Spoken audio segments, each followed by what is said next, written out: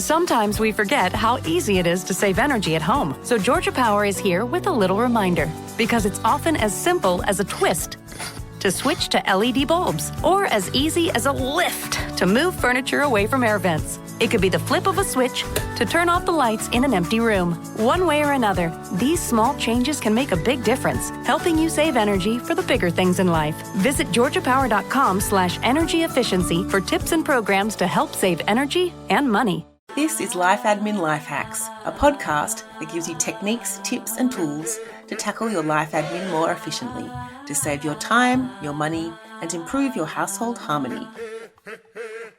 I'm Dinah Roberts, an operations manager, and for years I used the myth of not having enough time as an excuse not to tackle life admin tasks. I'm Mia Northrop, a researcher and writer who finds it's when you finally face up to inconvenient truths that you see real shifts for the better in your life. In this episode, we'll dispel the most common myths people tell themselves when it comes to life admin.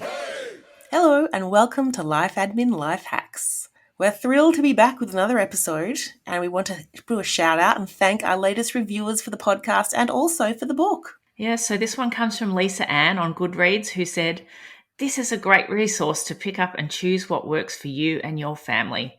2022 is looking a whole lot better."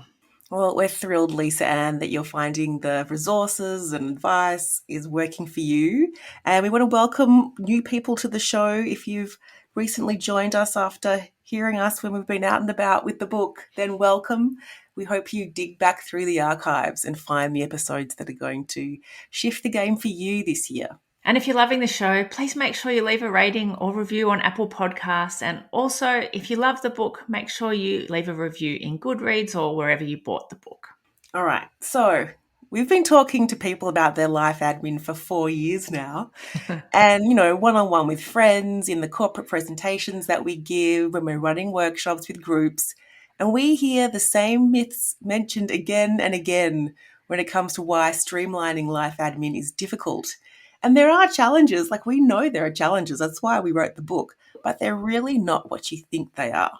So we thought it was worth bringing these to the light and spending some time exploring them so you can have a think about, some of the excuses you might have been harbouring or the unhelpful beliefs you've been hanging on to. We want to challenge some of those today and convince you that this can be streamlined. You can focus on a certain process and setting up your environment in a certain way and adopting certain habits once you get your head around these particular myths. And I think we were even telling ourselves some of these myths 4 years ago, Mia, so I think we've dispelled them for ourselves. So great to be able to, share the wisdom that we've gained over the last 4 years. Okay, so let's get into the first myth. Myth number 1, it just takes willpower. Yes, I think that's a really common one in terms of people's ability to sort of control their own actions or, get going on things that sometimes are a bit boring. Yeah, so that is the definition of willpower, the ability to control your behaviour, your emotions and your urges. I don't know anyone out there who can do this 100% of the time. And obviously, willpower, there's research that's shown that willpower is finite. It kind of runs out at the end of each day. And for anyone who's thought, later on after work, when the kids have gone to bed, I'm going to exercise, or I'm going to start writing that novel, or I'm going to, put in a major task here, it's often quite challenging. So, given that willpower is about emotional regulation and being mindful so that you can respond to something rather than just reacting to things and making intentional choices, it's hard then to think, okay, if I just have more of this, then my life admin will be under control because it's tested all day, every day. And I think it's also an interesting one because I know some people think, I'm just going to take a day off work and I'm going to get on top of my life admin, or I'm going to take a whole week off work and I'm going to tackle everything. And they wonder why they can't, get as much done as perhaps they think they're going to, because, I think it is that finite thing. There's only so many of those things that you can get through in any one day or any 1 week. Yeah. So, the common wisdom is if you've had a day where you've had to exercise willpower to avoid certain things, whether it's avoiding, food that you don't want to be eating or avoiding social media or avoiding certain things, or you've had to exercise willpower to do certain things, so you've made yourself do something, then by evening, you're more likely to succumb to the things that you wanted to avoid or not doing those certain things. So that means two things when it comes to life admin.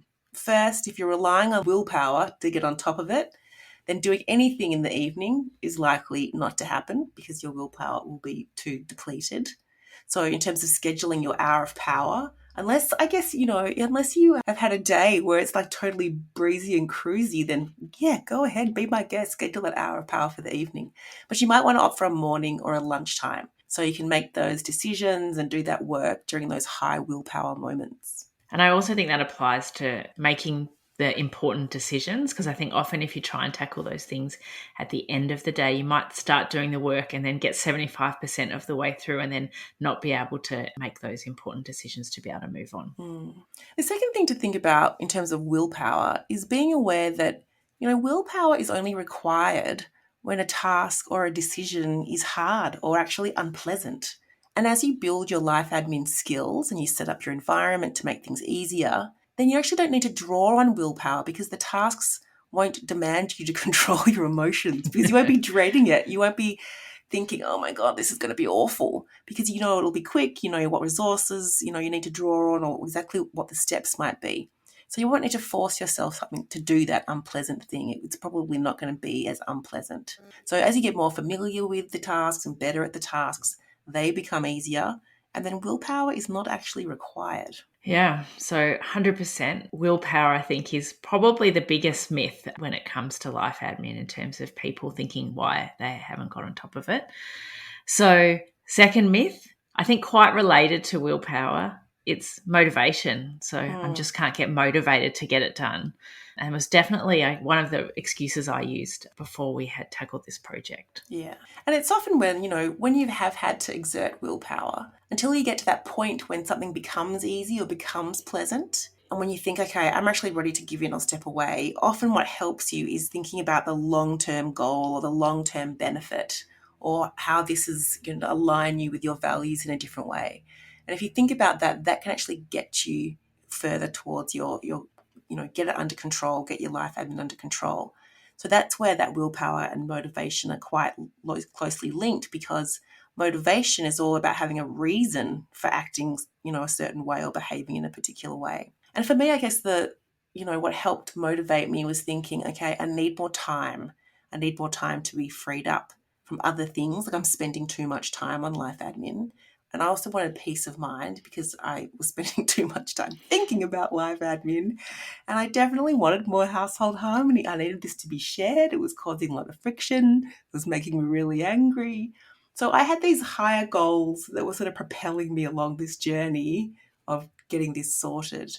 And that is the key thing that you need for motivation. You need to anchor it in something bigger than just, I want to pay this bill because it's due by the end of the month. Like, that's not always going to get you to sit down and get out your phone and pay the bill right now as soon as it's arrived in your inbox or in the envelope. Yeah. For me, sharing the mode was definitely the biggest motivator, because it was all in my inbox, so to speak. And so I really wanted to be able to share that with my husband. But actually, when it was the 3 a.m. wake-ups that I guess are related to that, was also kind of the idea of like, I'm carrying all of this. I need to share it because it's stressing me out and burning me out. But interestingly, I think as soon as you get into it and you realize that a few foundational systems can actually make it so much easier, then freeing up time was kind of the motivator to keep going. So I think once you can see that, that actually is going to make things so much easier, and easier for myself, but easier to share the load, that helps motivate you to keep going. Yeah. So it's worth taking some time to reflect and just ask yourself, what is it costing you not to have this sorted? What is that goal or that value that is not being realized? And when we were writing the book, we came across BJ Fogg's, we read Tiny Habits and his behavior change model. And he has a model that says behavior change equals motivation times ability times trigger. And this actually became a primary influence for the way we structured the book, because we essentially set up each chapter to support behavior change.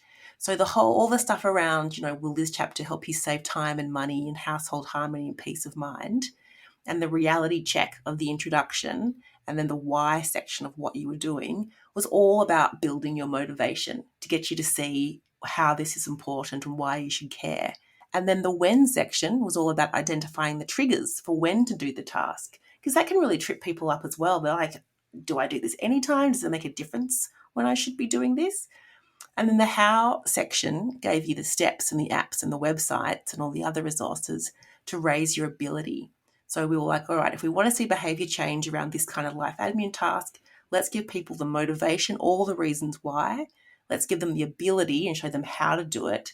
And let's give them the triggers, all of the cues about, whether it's a personal circumstance or some kind of external circumstance, that's the trigger to do this life admin task. Yeah, in the survey that we did a while ago, it was actually, I think, the number 2 reason that people gave of why they couldn't get their life admin under control. So I think 39% of our survey respondents said it was the biggest obstacle holding them back. But I think when you come down to it, although you definitely need that motivation to get started, I think it probably links into the ability, to the third myth we're going to talk about in a minute, is about the ability to do it and making it easy to do. And I actually read a quote from James Clear this week that just said, motivation comes and goes. And if you want to do something consistently, then don't pick a level of difficulty that requires great motivation, because motivation is actually quite hard. So make it easy enough and simple enough that you'll do it even when you don't feel very motivated. And I guess that's why I think this motivation one is a bit of a myth, because the reason why we're not motivated is because we haven't established a life admin system and we don't know how to do it well. And so therefore you do need lots of motivation when that's how you've set up your environment.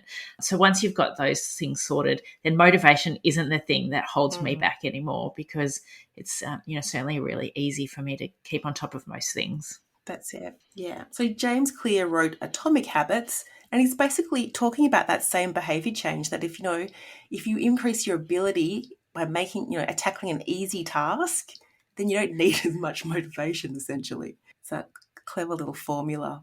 Also, we were talking about the fact that most people underestimate how useful it is to be crystal clear about when it makes most sense to do some life admin, and how this can be a really big blocker. So, for example, private health insurance, this might be something that's on your to-do list, and it might sit there for months and months and months. But if you know that April is the time of year when the rate rise kicks in across the industry, or that the end of financial year is when a lot of them offer their promotions because they know you're going to do your tax and you're going to decide whether it's tax effective, or at the end of the calendar year when all your extras allowances reset, and they often have promotions around that time, then these are some triggers that you can latch onto so that you're not thinking about it for 12 months. There's a certain time of year when you can, when you need to care. And even with little things like, decluttering, that's a classic, it's one of the biggest pain points for people out there. And it's this general kind of, I should just be decluttering. I need to dedicate a weekend to it. It feels like a big deal. But if you realize there's little triggers, every time when someone in your household has a birthday, if the kids have a birthday, there's a trigger to have a little clean out of their books and toys and clothes so they can prepare for the influx of stuff. Or if it's grocery shopping day and you're working out, your meal planning and what you need, that's the time to go through the fridge and chuck out all the carrots that have died in the back of the crisp bar and those sauces in the door of the fridge that you don't even know what they are anymore. Like, that's when you do the decluttering instead of having to put aside an entire weekend. That starts to feel enormous. And who's got the time to put a whole weekend away for that? That starts to feel overwhelming. Okay. Myth number 3, Dinah. Yeah, so I think we've already talked about it a little bit, but that myth is that people think they know how to do life admin. They know how to do it well. That's not what's holding them back. And definitely I think people overestimate their ability, particularly when it comes to some of the things like around comparison shopping. So in our survey, only 12% of people thought knowing how to do it was was one of their main obstacles. Definitely when you start to get into some of those more technical areas, people say that it's time and they say that it's motivation, but actually it's probably because they actually don't know enough. They don't know where to start, and so therefore they don't get started. And I can see why people think this. I mean, we would have thought this, Dinah, because we're smart, we're professional, educated women. Like, and it's it feels basic. You get a piece of paper, you got to do a task, you go on the computer, you do some stuff. Like, that's within our wheelhouse. But when as you said, when you look under the hood of some of these tasks, you're like, oh, I just actually don't know which website to look at. And we actually did a little workshop during the week, and someone was like, I have to do my car insurance, and there's so many comparison sites. Is there a particular comparison site I should go to? And it's like, well, yeah, there are comparison sites that are better for one thing than another. And you do have a handful of criteria that you need to care about, and you can, ignore half of the other guff. So, if you ask people, what are the steps involved for estate planning and all the various legal documents required, or which criteria you should focus on to compare your electricity plan, or, what are the ways to reduce the time spent buying a bazillion gifts at Christmas? While at one level you're like, well, I can work it out, but, you don't really have that mastery, which is what makes it easy. Yeah, and I think for us, even when we got started, we didn't actually realize that cloud storage and, password managers and having a shared calendar, that, those, things that we knew about, that actually those would make big differences to the way we managed our life admin. So I think, for a lot of people, there is a knowledge gap there that they're probably not even aware that they've got. So definitely can be a myth. But I do think the flip side can also be true, because I think, while some people, overestimate their ability to do life admin and think that's motivation holding them back, we certainly hear from lots of people, oh, well, I'm just not organized. This is just not my thing. I'm just always going to be disorganized and I can't do it. So I think that's an interesting myth too, that you're either fully organized or fully not organized, if you know what I mean. Yeah. I don't know if it's a binary thing. Well, actually, look, we did talk to Ellen Jackson, psychologist, about this, and she talked about the big 5 personality traits. So there's, can I remember them? OCEAN, that's the acronym. There's extroversion. I should have started with O. There's openness. There's conscientiousness, extroversion. The A is agreeableness, and N is sort of neuroticism, how emotionally stable you are. And conscientiousness is related to how organized you are, how disciplined you are. It really helps at school. It can help you be organized in life. Dinah and I both would be pretty high with that conscientiousness trait. But it wasn't enough. It wasn't enough because we didn't have the ability. We didn't know what we were doing. We can make time for it, set aside time and have all the resources, but until you fill that knowledge gap, it's not going to become easier. And even if you fall on sort of low on that conscientiousness, it doesn't mean that you can't do your life admin well. You just kind of got to need to know yourself and put the right systems in place that, recognize where you are on that spectrum and reward in the things that are important to you. And then, you can do just as good a job, save as much time as anyone else. But it's really about understanding where you are and what motivates you. Yeah. So if you're investing in learning better ways, better apps, better websites to consult, obviously, you have this podcast, you have our book, you have friends. There's a bazillion ways to learn all this stuff. And it means if you increase your ability and it's easier to make those behavior changes, it's all going to feel easier. So think of that little, that behavior change model. If you're highly aware of your triggers and you have that higher ability, then your motivation doesn't have to be earth moving to get this stuff underway. Okay, myth number 4, is that where we're at? We're at myth number 4. I just need more time. Oh, and everyone, we just had 2 years where we had lots of spare time. And are you on top of everything on your life admin front? Or any front. Any front. Yes, that's true. Definitely all of those lockdowns taught us that even given more spare time with no commuting, no social lives, no extracurricular activities, we didn't all magically tie up all the loose ends in our lives. We didn't get fitter, or we didn't declutter our houses or learn musical instruments. So we definitely know that time is not the answer. Yeah. Again, our research showed that most people try to do life admin in an ad hoc way. Only about 5% had a dedicated time slot to actually do it. You kind of think things that happen in any time don't tend to happen at all often. And when it comes down to it, most life admin tasks don't take too long. The majority fall in that 2 minutes too easy category, when it's going to take you 2 minutes or less, or in that 10-minute time killer category, where you might need to sit down for 5 minutes or so and then it's done. And it's really problematic if you then let these little tasks pile up instead of chipping away each week.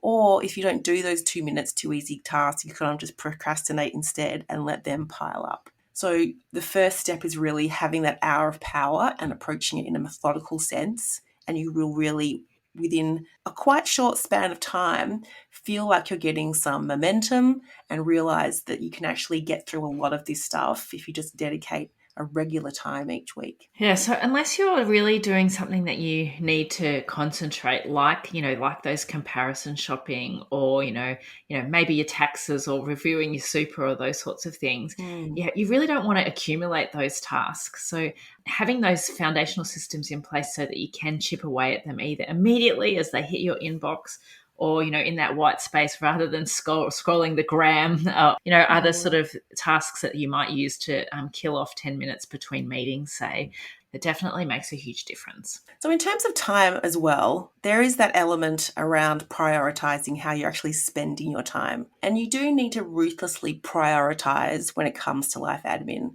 There's a lot that might end up on your to-do list that doesn't belong there. It's a red herring. It is not something that a week from now, a month from now, a year from now, you'll care about. So constantly scrutinize what is on your list and whether you actually need to do it. And then delegate what you can, share what you can, and outsource what you can. If you value your time, you'll use it more shrewdly. And women's time is notoriously undervalued by society and themselves. Yeah, I think lots of us have. So I think that's another aspect of, I need more time. It's like, well, do you need to be actually doing all of these things? And the answer often is no. I think you're one of your favourite sayings, which I like too, is that people get the shoulds. I should do that. I should do this. I should do that. So it's like about letting go of some of that and really being clear on what's important to you and only putting those things on your life admin radar. Yeah. I heard someone say once, stop shoulding all over yourself. And I was just like, oh, yeah, stop. So yeah, in terms of the way you value your time, I have two female friends who are both partners in one's a partner in a law firm and one's a partner in a management consulting firm. They work huge hours, they have huge salaries, they get huge bonuses. They tell me their bonuses and I'm like, oh my God, it's like half of my bloody real wage. They've got these massive amounts of responsibility and neither of them have cleaners. They spend hours every weekend cleaning their house. And I've said to them when they've told me this, can you imagine a male partner in your firm doing this? Like, I just think about, your 80-year-old self thinking, is this the best way to spend these years when your kids at this age and actually want to hang out with you? And when your bodies are this strong and you can spend that time mountain biking, are you really going to think spending this time cleaning was, the thing to do on a weekend? So there's a lot of questions to ask yourself, and some of these are tough questions. Are you letting some unhelpful beliefs get in the way of essentially much more happiness overall? Is it time to let go of some beliefs that you've hung on to for a really long time and start questioning whether they're still serving you? So yes, think about hour of power, think about prioritizing and sharing and outsourcing. Okay, so we've debunked the 4 myths. Final one, paper.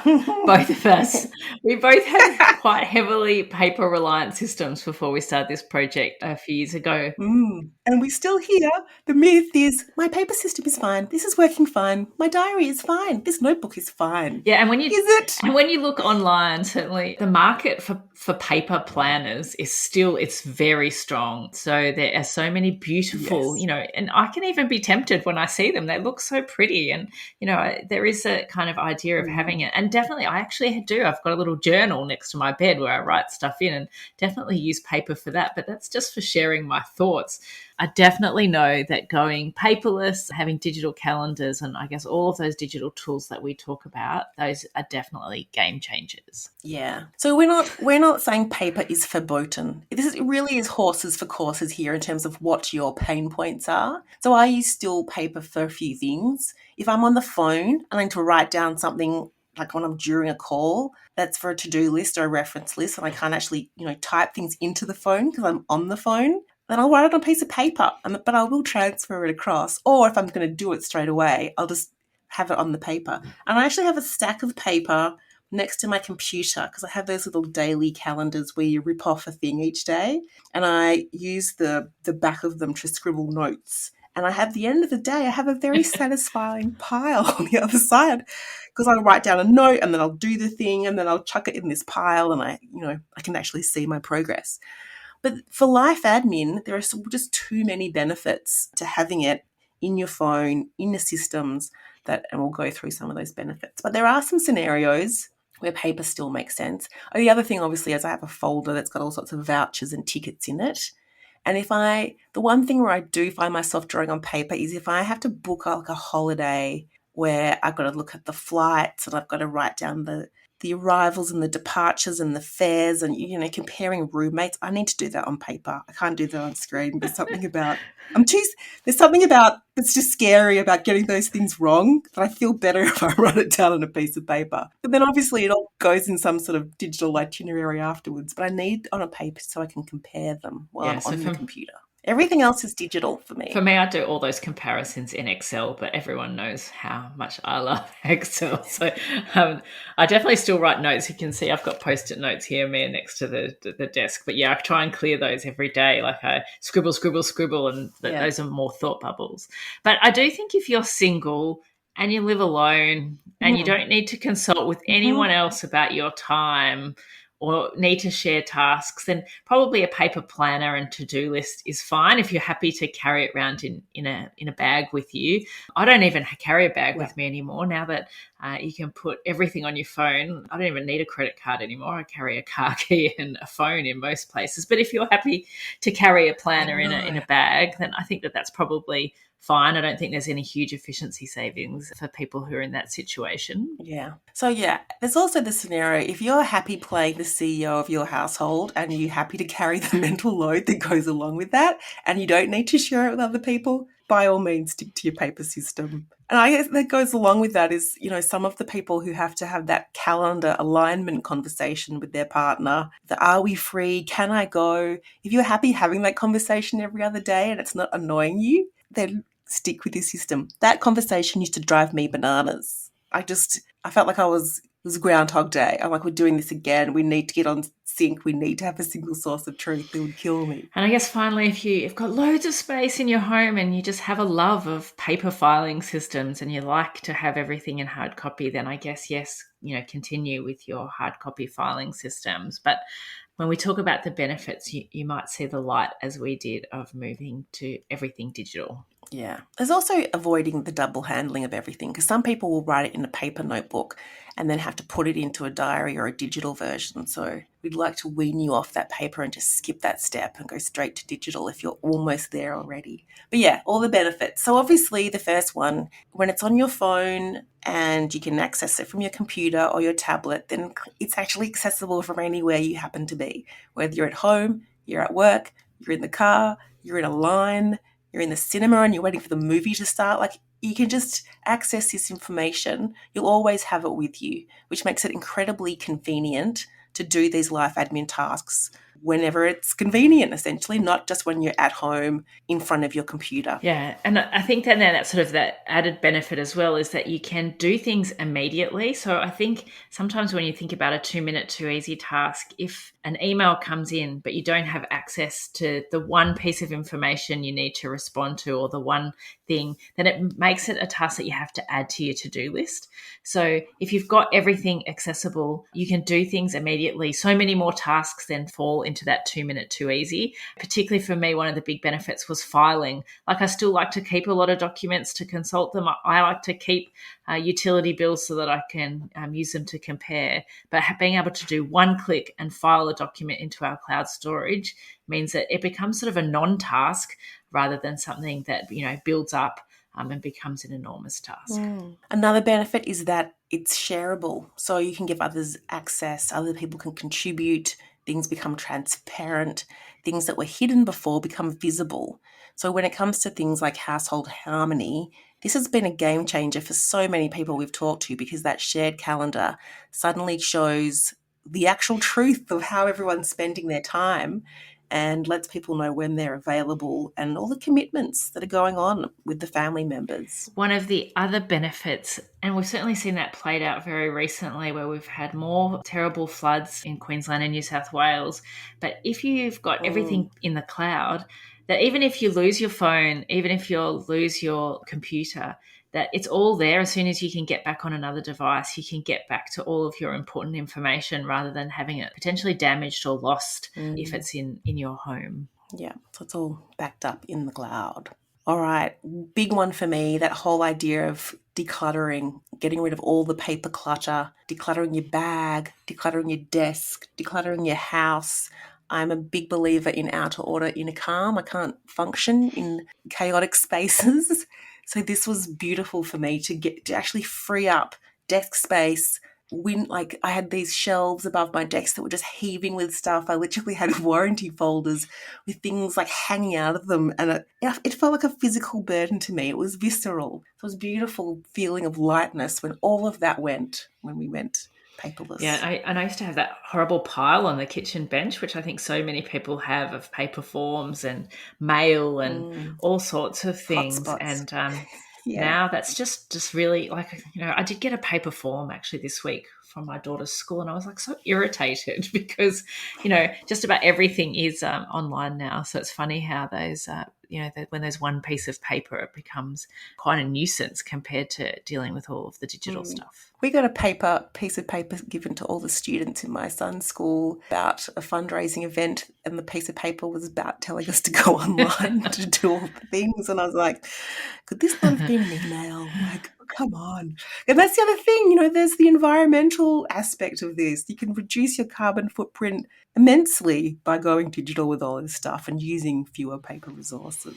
So I guess, in terms of this myth, it's really about what your pain points are. If you have pain points about sharing the load, if you have pain points that people do not know what's going on in your household, or you're just sick of dragging around, diaries and notebooks, then this is one of the things that's going to alleviate that. And, Dinah and I, we had filofaxes our entire time at uni. I used to love my filofax. I used to love going and getting the calendar insert at the start of the year and putting it in and getting rid of the old one. And actually, I think we talked about this in our Going Paperless episode back in episode, 2, 3, 4? Yeah, something like that. I had to wean myself off the paper calendar that was on the wall, and I felt really vulnerable about that. I was like, I thought I needed that visual, but I have changed. I feel comfortable with looking at a computer screen and seeing that calendar view now. I don't need it on the wall. So I think that wraps up all of our myths for today. And, love to hear from any listeners who think that, some of those myths have been holding them back. So do you think you just need more willpower or more motivation? Do you think that it's actually that you know how to do it? Or do you think that it's about having more time? Or are you nervous about going paperless? So hopefully we've dispelled some of those myths for you today, and that you do have the motivation now and will find the time to get started on streamlining your life admin. Thanks for listening. Show notes for this episode are available at lifeadminlifehacks.com. And if you're a fan, please subscribe and share the love and tell a friend, or review us in your podcasting app. You can also follow us on Facebook, Instagram, and LinkedIn.